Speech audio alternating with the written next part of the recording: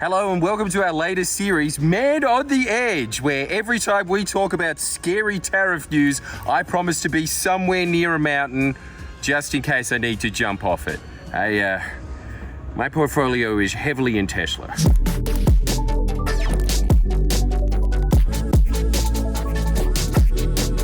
If you want to know the real reason that I'm here, it's because I'm doing a show in Katoomba and that's sold out. But I've got some tickets left for Penrith, Melbourne, Sydney, Port Macquarie. So make sure that if you are from Katoomba, you travel to Port Macquarie. And this is why we don't do it on location. There's a lot of Chinese children staring at me just then. Like I guess they are at the future of the world, thanks to Donald Trump, who really... his presidency has been much like M. Night Shyamalan's career, hasn't it? It's just been like, Tariffs are down to Australian levels, so we are where we are. I guess good on the rest of the world, except for China, who we thought were at 125% tariffs, and then hours later the White House came out and said, actually, make it 145%. In fact, news of the world economy is breaking so quickly that this is true.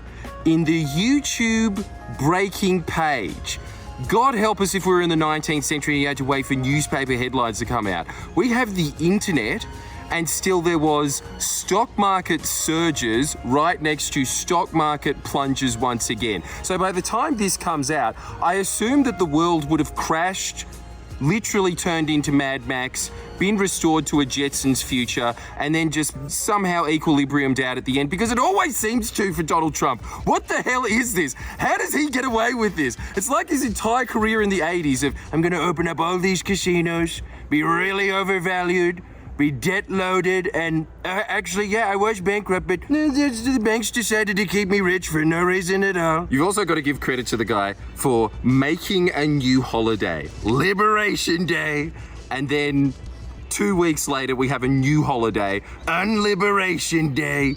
Just walking back on everything, and then having the gall to come out and say, this was my plan all along. And look, maybe they do. I'll let you in on a little secret. I am not a global economist, but I think, judging from every global economist that I have been watching over the past few days, they're as in the dark as me right now. It's a really good feeling. I feel as smart as the smartest economists on earth, because in this moment, to say that anyone knows what is going to happen next is a lie, even when we're talking about Donald Trump. Who seriously thinks that this is a plan? I feel so sorry for MAGA supporters. Imagine having to come out in basically the span of a week saying, this is a genius boss move. Yes, put those tariffs on that island that only has penguins on it. And then to come out a week later and say, wow, getting rid of tariffs.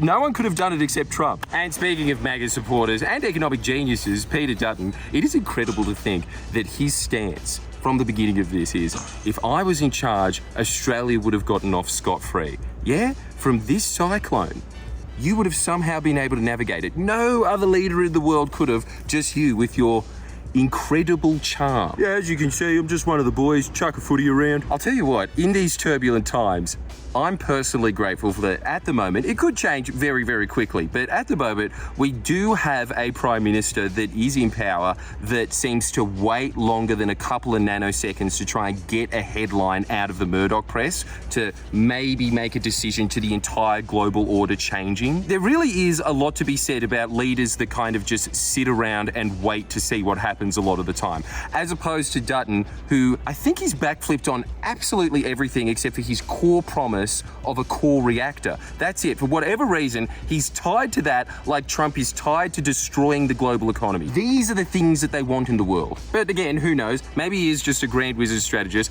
and his first term of turmoil that seemed to result in nothing except for huge tax cuts for the wealthy. Maybe there is method to his madness. I, however, assume that it's probably just a 70-year-old with ADD that is in control of the global economy now. But we will wait and see. In the meantime, did you guys check out the leadership debate? Because it was really boring. And I was hoping that Peter Dutton would stumble, but he didn't. So then I thought, oh my God, we're going to do it. There's going to be a video on the Treasurer debate, and I can't believe it, but Angus Taylor skated by unscathed. How the hell did that happen? I mean, you know, unscathed for Angus Taylor. You know what it was? That debate was... You know what's great about you English? Octopussy. Man, I must have seen that movie twice. Yes. Yes. Well, that's not too bad. Well, they didn't stumble for Angus Taylor's usual standards, isn't it? That man is just a walking accident constantly. And frankly, I'm amazed that he was able to walk the tightrope, which is just probably walking for most people. But that was great. Fantastic. Great move. Well done, Angus. What wasn't so great was afterwards, despite the audience, I mean, predictably, Labor always wins the debates. It's just that nobody watches them because they're on binge. But the audience did say, pretty convincingly, that Anthony Albanese won the leader debate. Not if you got your news from the Liberal Party and National Party Facebook pages that declared Peter Dutton the winner, and congratulations for really romping him. Well, it was on the Murdoch press, so you can't blame them if those were the only graphics that they prepared for a Dutton victory, because if you worked at News Corp, it would be inconceivable to think that Dutton wouldn't wipe the floor with each way airbag. So inconceivable to the fair and balanced Sky News that instead of them questioning whether they might be seeing the debate through a certain lens, they instead question whether the audience wasn't biased. That's what they did in the end. No, we're right. Dutton won the debate. The audience doesn't know what they're thinking. And if they do know what they're thinking, they're all plants. But anyway, that is the quick update. The reason that we did put that update out is because if we put out the video that we were going to be putting out, you just know that the comments would just be filled with the usual awfully silent on the world melting. And yeah, look, that would be really remiss of us if we didn't comment on that. So we are, even though what we are saying is probably completely redundant, and the current global economic hegemony power is Luxembourg. I wouldn't be surprised, but I'll tell you what I will be surprised by: if you don't buy one of our Make Dutton Opposition Leader Again hats. They are selling like hotcakes that aren't made by shitty little kids on the corner of your street. Like, you know, like good Vietnamese bakery ones. They're selling well, so make sure that you get them, because they can still come in time for the election, and that would make us slightly richer. I mean, these are uncertain times for us all. I buy things in bad markets, and you can't do that in a great economy. You can't buy it. Either you're going to buy it very expensively or not be able to buy it at all. So there's a lot of opportunity, I find, in the bad times.